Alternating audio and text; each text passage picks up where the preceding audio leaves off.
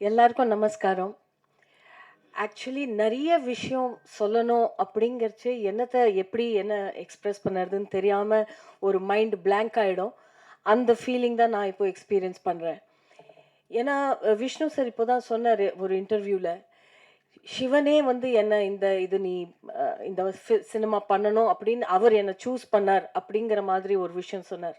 அதுதான் என்னோட லைஃபோட ஸ்டோரியே அதுதான் என்னோட லைஃப். நான் எப்படிலாம் நான் ஒரு சின்ன பொண்ணா இருக்கிறச்சே சினிமால வரணும்னு ஒரு ஆசை இருந்தது. அது எப்படி நான் சினிமால வருவேன்? யார் என்ன லான்ச் பண்ணுவாங்க? எந்த படம் பண்ணணும்?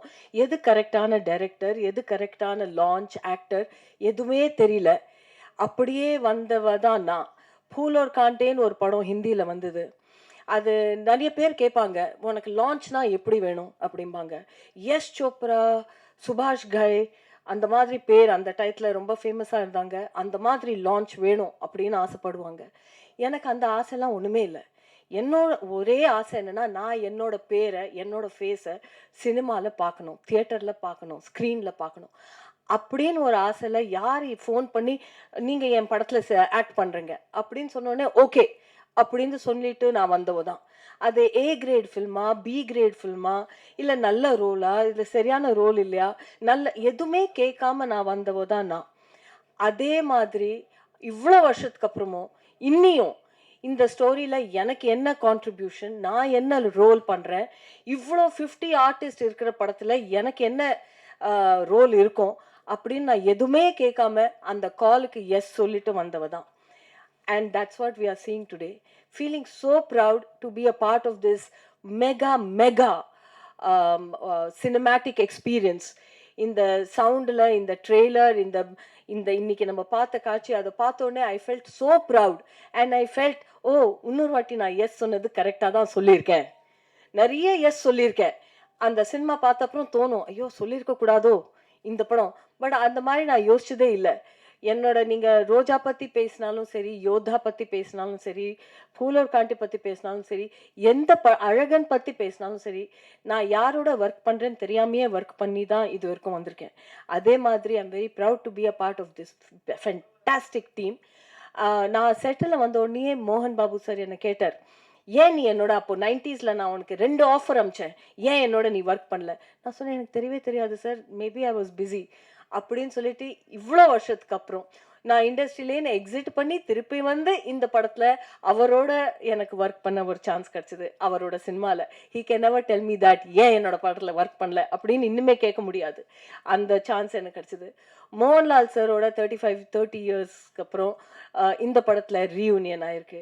ஸோ ஸ்க்ரீன் ஸ்பேஸ் ஷேர் பண்ணாட்டாலும் அதே சினிமாவில் நம்ம சேர்ந்து வந்திருக்கோம். அவர் பேருக்கு அப்புறம் என்னோட பேரும் வரும். So I feel very very nostalgic. அதே சென்டிமெண்ட் தான் அக்ஷய்குமாரை பார்த்த உடனே ஐ ஃபீல் லைக் தட். அக்ஷயோட நான் நிறைய சினிமா பண்ணியிருக்கேன், டான்ஸ் ஆடியிருக்கேன்.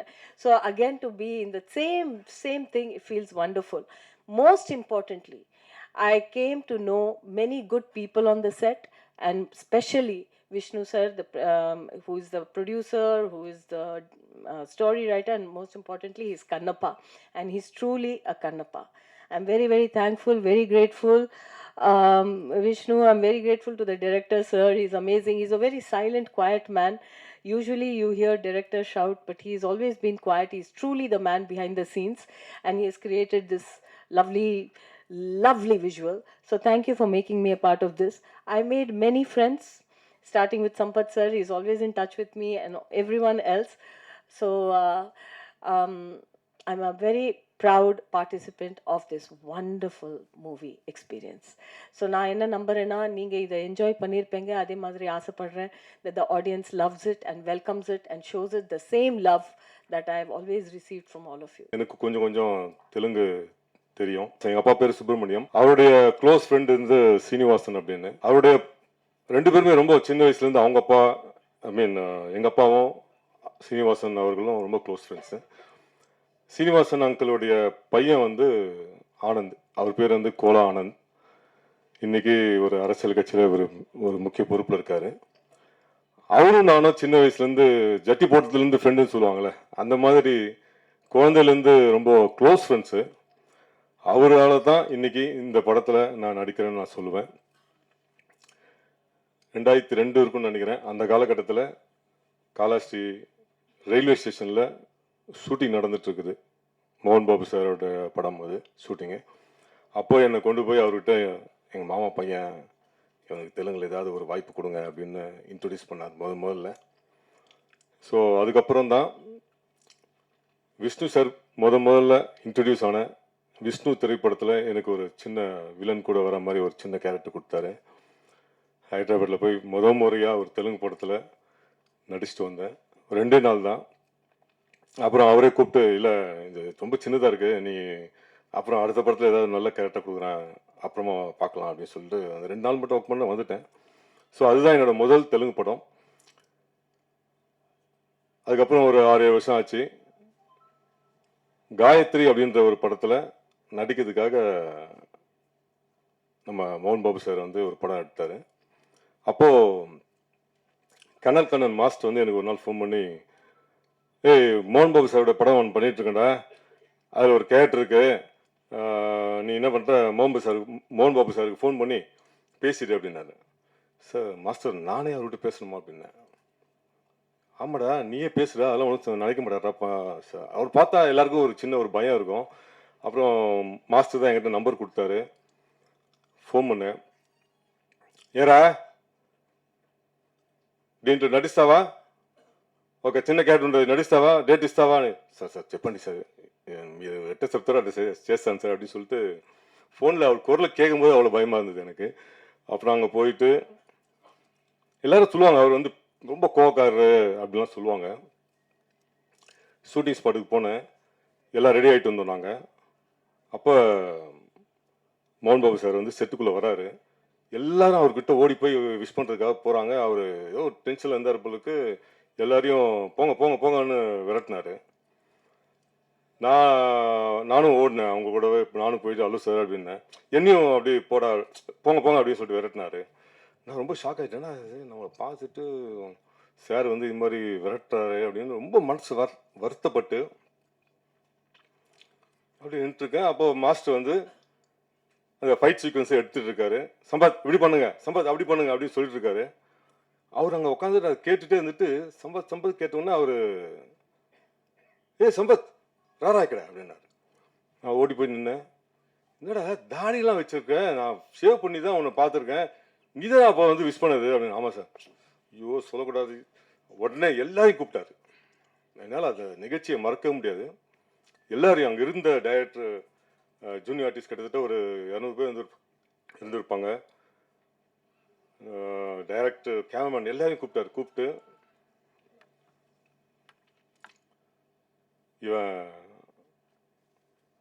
என்னுடைய ரொம்ப க்ளோஸான ஒரு நபருடைய ரிலேட்டிவ், அவனோட ஃப்ரெண்டு, இவரை வந்து நான் தப்பாக பிஹேவ் பண்ணிட்டேன்.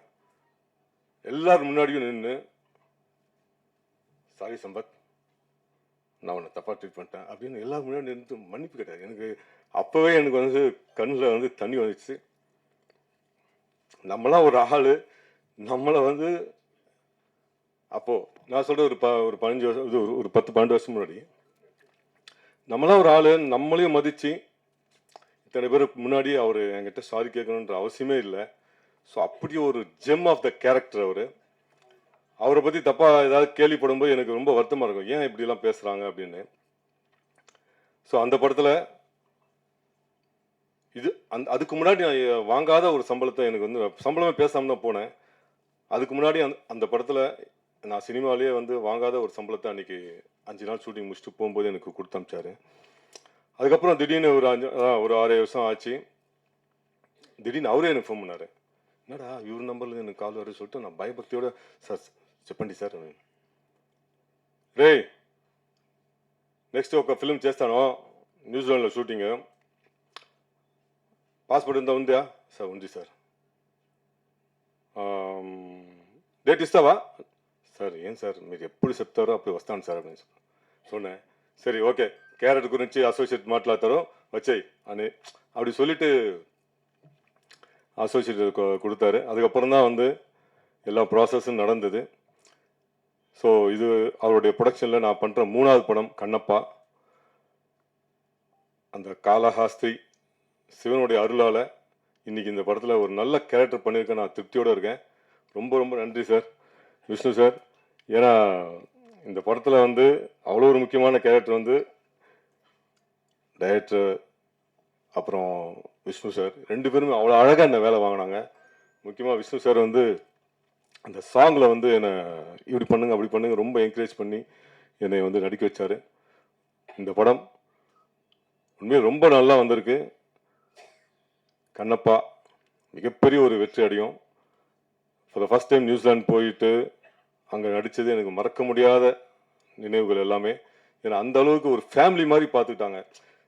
நான் ஏற்கனவே சொன்ன மாதிரி நான் ஒரு சாதாரண ஒரு ஆர்டிஸ்ட்டு, ஆனால் என்னையும் சரத்குமார் சார் மாதிரி, மதுபாலா மேடம் மாதிரி இவங்க கூடலாம் இருந்து என்னையும் ஒரு நடிகனாக மதித்து அவங்க கூடலாம் என்னை வந்து நடிக்க வச்சதுக்காக இந்த மொத்த டீமுக்குமே என்னோட மனமார்ந்த நன்றியை தெரிவிச்சுக்கிறேன். இந்த படம் மிகப்பெரிய ஒரு வெற்றி அடையணும் வாழ்த்தி விடைபெறுகிறேன். நன்றி.